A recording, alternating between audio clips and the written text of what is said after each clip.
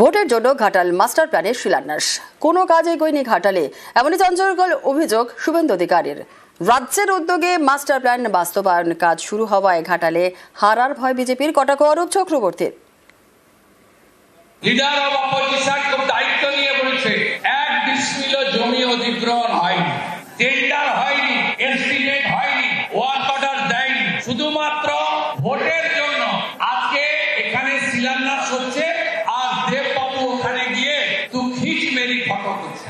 এটা একেবারে মিথ্যাচার, এর সঙ্গে বাস্তবতা নেই। ঘাটালবাসী 11-র ভোট, 14-র ভোট, 19-এর ভোট, 24-এর ভোট, 9-এর ভোট বারে বারে এই ঘাটাল মাস্টার প্ল্যানের স্বপ্ন নিয়ে দিয়েছে। প্রধানমন্ত্রীর ইরিগেশন স্কিমে আমরা 50 ভাগ টাকা কেন্দ্র, 50 ভাগ টাকা রাজ্য দিয়ে বিজেপি সরকার তৈরি 1 বছরের মধ্যে ঘাটাল মাস্টার প্ল্যান কার্যকর রূপায়ণ করার দায়িত্ব ভারতীয় জনতা পার্টি।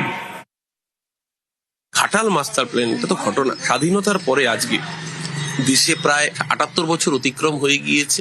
সেই সময় দাঁড়িয়েও ঘাটাল মাস্টার প্ল্যান বাস্তবায়ন হয়নি। কোন কেন্দ্রীয় সরকার এর আগে সেই কাজ করেনি। দেশের ক্ষমতায় এসছেন 2014 থেকে শুরু করে 2024 পর্যন্ত। কেন নরেন্দ্র মোদীকে কে বারণ করেছিল? কেউ তো বারণ করেনি। মমতা ব্যানার্জিকে করতে হলো কেন? কারণ দেব উদ্যোগ নিয়েছেন, শুধু তাই না, পার্লামেন্টেও দেব একাধিকবার এই প্রশ্ন তুলেছেন। শুভেন্দু অধিকারী দেখাতে পারবেন ঘাটাল মাস্টার প্ল্যানে, যেটা কেন্দ্রীয় সরকারের করা কথা, 9 পয়সা দিয়েছে কেন্দ্রীয় সরকার, 1 পয়সাও দেয়নি। ও বুঝতে পেরেছে যদি ঘাটাল মাস্টার প্ল্যানের কাজ শুরু হয়ে যায়, মানুষ চোখে দেখতে পায়, তাহলে ঘাটালে যে বিধায়ক রয়েছে বিজেপি, সেই বিধায়ক শিবরাত্রি সলতেটুকু পশ্চিম মেদিনীপুরে থাকবে না।